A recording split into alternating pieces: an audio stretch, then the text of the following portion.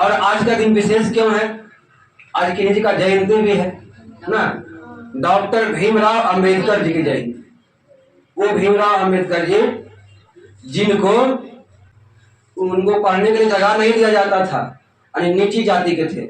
मध्य प्रदेश के एक इंदौर शहर में एक छोटा सा गांव था, महू गांव, वहीं जन्म लिए वो। 14 अप्रैल 1891 को जन्म हुआ। भीमराव अंबेडकर जी को कितना बड़ा मुसीबत झेलना पड़ा। कारण क्या था? नीची जाति के थे, मल्हार जाति के थे, दलित परिवार के थे। उनको लोग ऐसे भी कम नीची जाति के लोग को सम्मान नहीं करते। लेकिन क्या किए? जिस अंबेडकर जी को लोग अपने यहाँ से भगाते थे, उनका छुआ हुआ गिलास या उनके अपने कार्यालय में काम करने नहीं देते थे, उसी अंबेडकर जी ने पढ़ लिख कर इतने महान आदमी बने जो संविधान लिखे। हम सब लोग उसी संविधान को अपनाते हैं, अब मानते हैं। तो काम किस पर किए?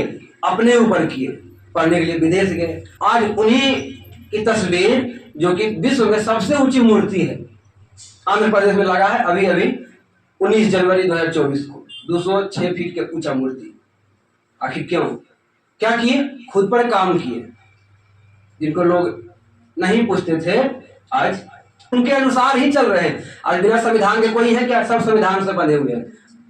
तो अपने पढ़ाई किए, ज्ञान अर्जन किए उसके बाद। और उसके साथ साथ जब वो हिंदू धर्म में थे तो उनको सम्मान नहीं करते थे, तो फिर वो बौद्ध धर्म को ज्वाइन किए। और पता होगा आपको, बौद्ध धर्म में भी ध्यान होता है, उसका नाम है विपासना। अगर गौतम बुद्ध का फोटो देखे होंगे तो हर वक्त उनका बैठने का मुद्रा होगा ध्यान मुद्रा, तो करते थे, कई कई घंटा करते थे। भीमराव अंबेडकर जी हो गए, एपीजे अब्दुल कलाम हो गए, जो प्रत्येक दिन 45 मिनट ध्यान करते थे, गीता का पाठ करते थे। क्यों? वो मानते थे कि अगर व्यक्ति का शिक्षा हो जाए, किताबी ज्ञान हो जाए, और उसके साथ साथ अगर आध्यात्मिक ज्ञान आ गया और गुरुओं का संरक्षण हो गया, सद्विचार आ गया, तो व्यक्ति बहुत आगे बढ़ता हुआ चला जाता है। उन्हीं के साथ में बगल पड़ोसी मुल्क के आतंकवादी हुए, उनका नाम था ओसामा बिन लादेन। वो भी विज्ञान के क्षेत्र में माहिर, बहुत साइंटिस्ट थे, वो भी थे।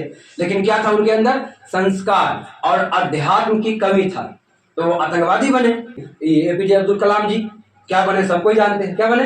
राष्ट्रपति बने, साइंटिस्ट बने। तो ये होता है शिक्षा के साथ अध्यात्म से जुड़कर आगे बढ़ने का और संस्कार से जुड़कर आगे बढ़ने का लाभ।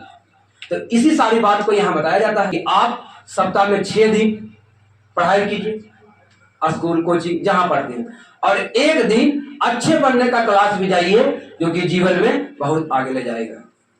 अन्यथा जब कभी अगर टेंशन आता है ना, डिप्रेशन आता है ना, तनाव आता है ना, उस समय मैथ का, फिजिक्स का कोई फॉर्मूला काम नहीं आता है। किसी को पंखा दिखता है, किसी को तालाब दिखता है, तो किसी को जहर का बोतल दिखता है। उस समय फिजिक्स मैथ काम नहीं आता है। और आज का जो कार्यक्रम विशेष रूप में रखा गया इसलिए कि आज जो इस बार 2024 के मैट्रिक के परीक्षा में अधिक नंबर लाए हैं, उनको सम्मानित करने के लिए कार्यक्रम रखा गया था। मंच पे, आध्यात्मिक मंच पर उनको सम्मानित किया जाए, ताकि उनसे जुड़े हुए उनको देखकर और भी छात्राएं पढ़ने के लिए प्रेरणा उनके अंदर जगे, आगे बढ़ें और अपने माता पिता, अपने गांव समाज और अपने स्कूल गुरुजनों का नाम रोशन करें। और दूसरा बात, नंबर आया अच्छी बात है। अगर बहुत क्या होते हैं, नंबर किसी का कम आता है तो हताश हो जाते हैं, उदास हो जाते हैं, मायूस हो जाते हैं। तो निराश नहीं होना है, बस अगला बार दुगना मेहनत के साथ प्रयास करना है, तब हम इससे और आगे निकल जाएंगे। ये हमेशा मन में रखना है। आज यूपीएससी के लिए तैयारी करते हैं, आईएएस आईपीएस बनते हैं, पता उनका क्लास कौन कौन लेते हैं? जो लोग आईएएस की तैयारी कर रहे थे उनका सफल नहीं हो पाया, उनका जॉब नहीं लग पाया, तो वही लोग आईएएस का क्लास लेते हैं और आईएएस आईपीएस बनाते हैं। तो क्या वो जीवन में असफल हो गए? भले उनका जॉब नहीं लगा, लेकिन प्रतिभा था, नॉलेज था, ज्ञान था, तो उस स्तर से अपने आगे नहीं बढ़े, लेकिन लोगों को कितना आगे पहुंचा दिए। तो पढ़ाई सिर्फ नंबर के लिए नहीं किया जाता है, नंबर के साथ साथ प्रतिभा, नॉलेज गेन करना उसके लिए किया जाता है। और यहाँ जो कार्यक्रम होता है, बता ही रहे थे कि मेडिटेशन बताया जाता है। आज के समय में बहुत बड़े बड़े लोग, सब लोग अपने आप को मेडिटेट करते हैं।